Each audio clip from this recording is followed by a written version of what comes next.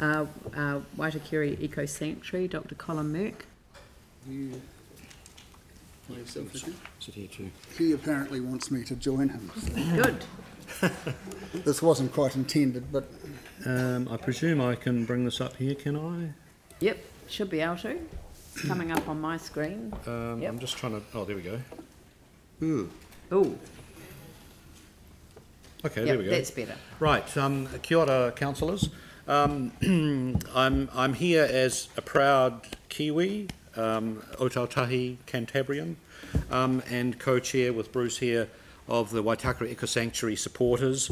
And the purpose for our deputation really is to keep the Eco Sanctuary as a critical asset for the city uppermost in the minds of council as you move forward to your new role with the red zone.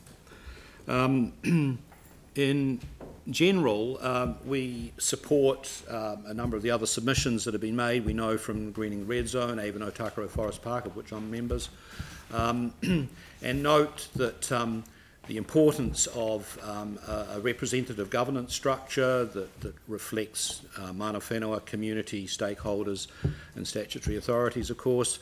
But I personally would add the need for key competencies reflected in the governance structure. And I know that others don't always agree with that particular point, but I think it is important to have all of those lenses in these critical decision-making roles.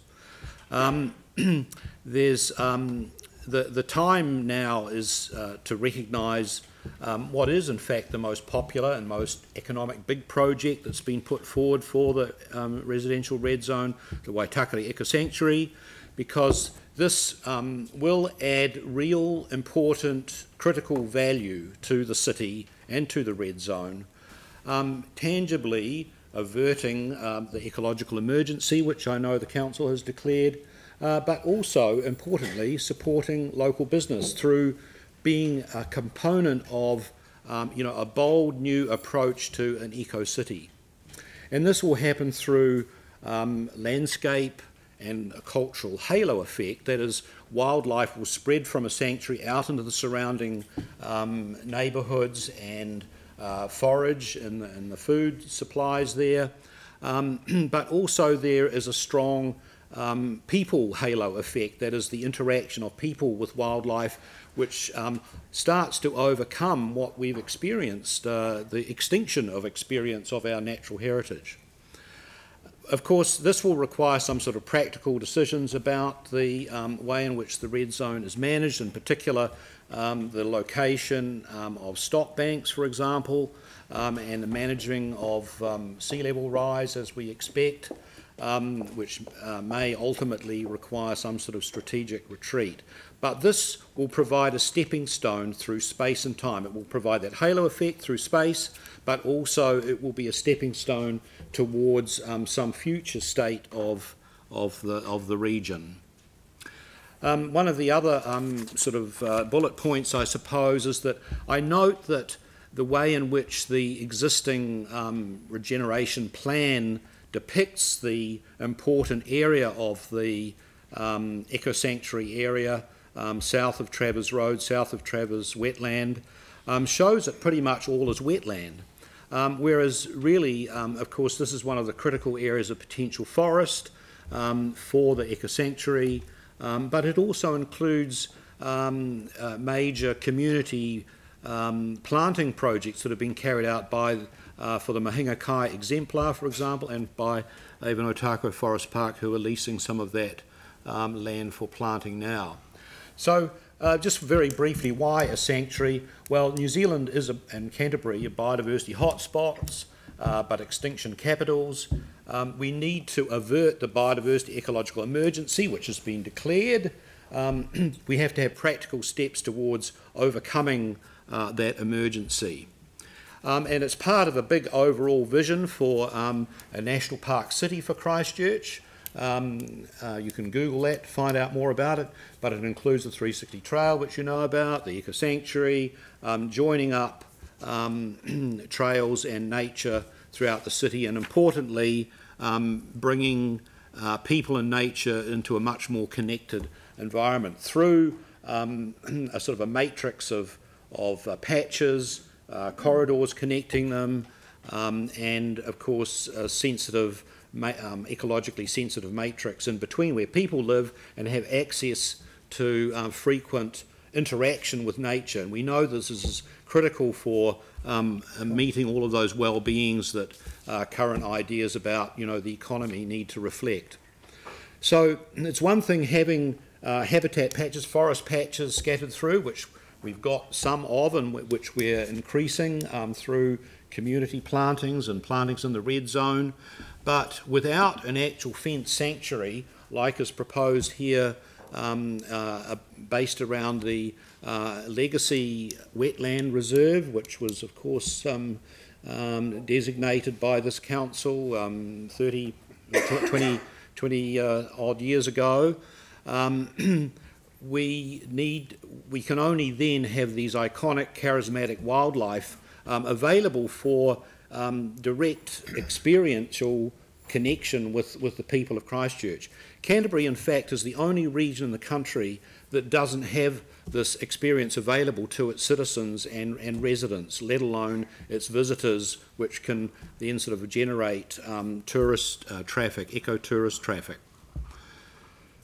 Just a few images showing some of the kinds of creatures which we can expect when we do this, and this is already demonstrated at Zealandia and Wellington and around the islands, offshore islands around Auckland, and of course the Orokonui Reserve in Dunedin, and also in Nelson. Every other region of the country has got these growing experiences, and it has that halo effect. It has this reinforcing effect on people's sense of belonging to their special and unique biodiversity.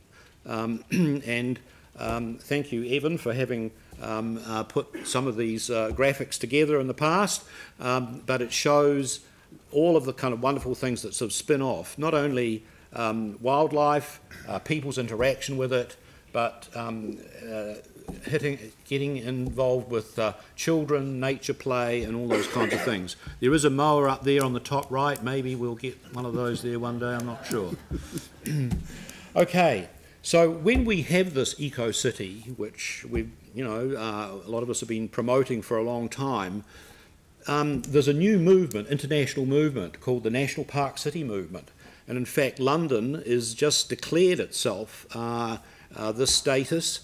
Wouldn't it be great if Ōtautahi was the first city in New Zealand to declare itself a national park city? We've got the diversity. We know from a recent Global City Nature Challenge, Christchurch has got the biodiversity, it's got the landscape, it's got the recreational infrastructure, and the important thing about declaring this is that it does create a particular reason and purpose and framework for getting people more involved and connected to nature, which is going to be a critical thing in terms of ecological literacy amongst the public, in terms of the way we future manage our not only our country but also the earth. Everything, we like to think that everything is connected, but we need to do more to reconnect people and nature experientially, culturally, but also economically. So I believe that the red zone is going to be one of those places, and I hope that in your moving forward towards some sort of role, important role in managing and governing this area, that that you will bear these ideas in mind and make this a central core to Christchurch being that eco-city. Thank you. We've got a minute left, so questions? I think. Yes, Sam. Hi, Colin. Thank you, Steve. Just in terms of the national park idea. Yes. And I'm thinking of money and funding. Would the Crown, could we access Crown support for that in any way, do you think? Being a national park. Yes. Well, I think things like the Eco Sanctuary are a key component of giving it that kind of status and providing the sort of ecological underpinning of such a status. But I just briefly mentioned this Global City Nature Challenge. We use citizen science to record the number of species in the whole city at the end of April over 4 days, and out of the global, out of 170 cities in the world that took part in this competition, Christchurch, when adjusted for population and area, was in the top 5 in terms of the number of species. So, you know, Christchurch has never promoted itself as a kind of like a biodiversity hotspot, but it's got as many native species growing or living wild in our city, despite, you know, the huge human impact, as our national parks have.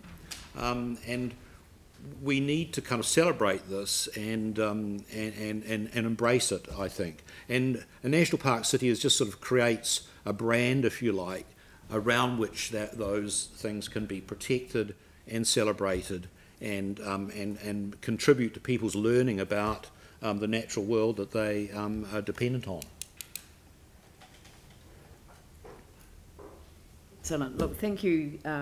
You know, and I mean, this area is just so valuable. It's really appreciate what you've been doing in Travis Wetlands, and it's a good vision to come to the table with. Thank you very much. thank you.